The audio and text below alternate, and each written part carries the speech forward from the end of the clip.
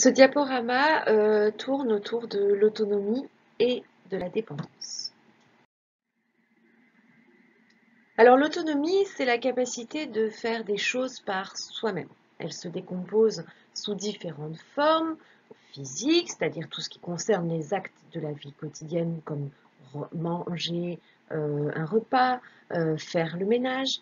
Il y a aussi la forme psychique, par exemple, prendre ses propres décisions, choisir ses habits, accepter ou refuser une activité ou un soin.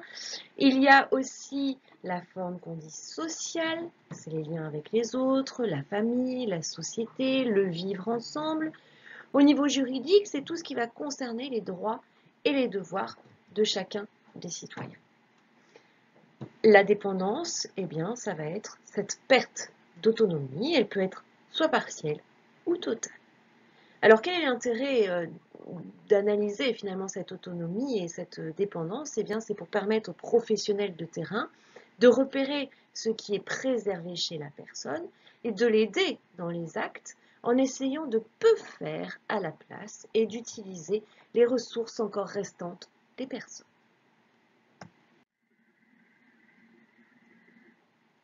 Alors, la perte ou l'aggravation de l'autonomie, alors c'est une vignette que j'ai fait à partir d'un document de la Haute Autorité de Santé sur justement les signes à observer sur l'autonomie et ou de l'aggravation de cette autonomie, de cette dépendance chez les personnes âgées. Évidemment, c'est tout un volet qui concerne le travail en EHPAD. Donc les signes à observer et à travailler évidemment par la suite en équipe vont être par exemple au niveau de la nutrition. La mauvaise nutrition de la personne, une dénutrition, une déshydratation. On va essayer aussi d'observer les chutes, les risques liés aussi à la prise médicamenteuse, les plaintes par rapport à des médicaments ou des médicaments que l'on va retrouver par terre alors que la personne aurait dû les ingérer. On va essayer aussi de remarquer la souffrance physique, par exemple un corps figé, des plaintes corporelles, une certaine prostration, crispation, un refus de soins.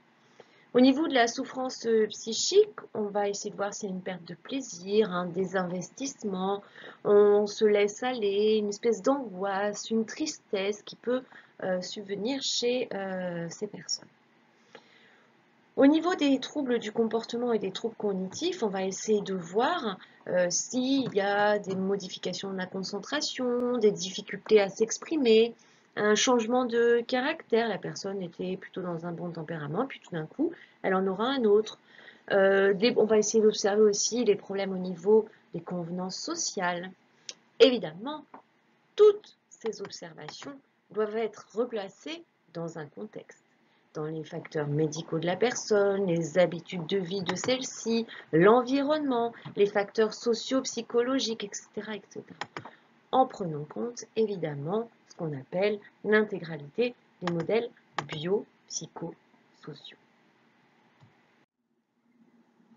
Avant de s'intéresser aux différentes pathologies, il est important finalement de connaître ce qu'est le vieillissement normal afin d'être le plus juste dans les observations et les signes que l'on va faire remonter à l'ensemble de l'équipe.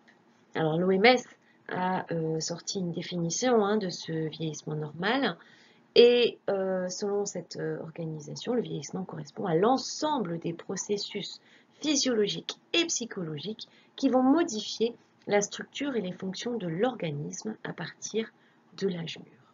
Il est la résultante des effets intrinsèques de facteurs génétiques, c'est-à-dire le vieillissement intrinsèque, et de facteurs environnementaux auxquels est soumis l'organisme tout au long de sa vie. Il s'agit d'un processus lent et progressif qui doit être distingué des manifestations des différentes maladies.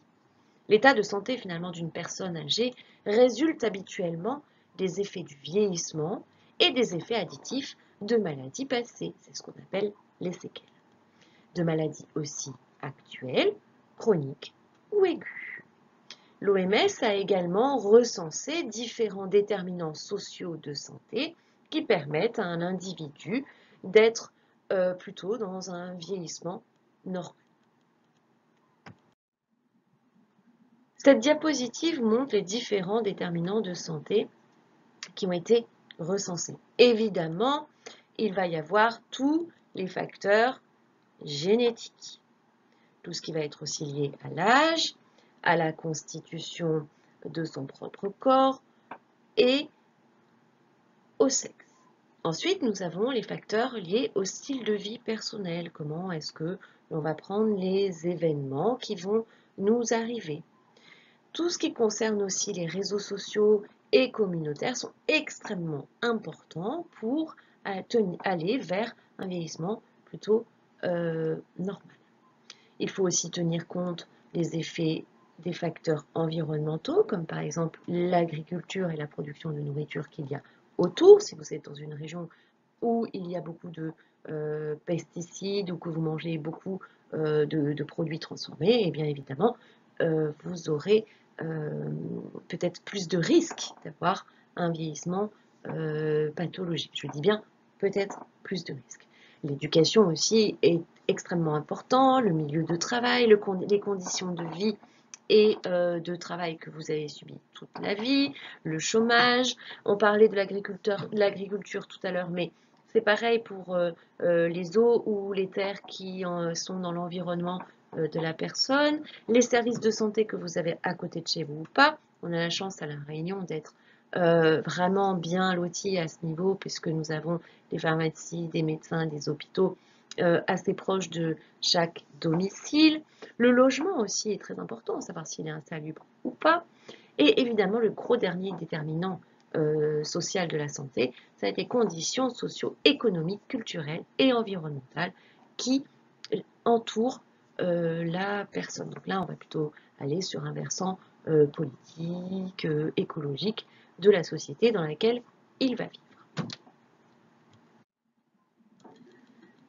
Je vous cite là différentes pathologies du vieillissement. Évidemment, nous avons toutes les maladies cardiovasculaires, mais aussi, alors c'est ça qui vont toucher le cœur, mais aussi les AVC au niveau du cerveau. Nous avons les maladies infectieuses, l'arthrose, l'incontinence, différents cancers, les maladies endocriniennes, nutritionnelles, tout ce qui va concerner aussi les dégénérescences sensorielles, donc au niveau de la vue et de l'ouïe en particulier, les maladies neurodégénératives et les troubles mentaux et comportementaux.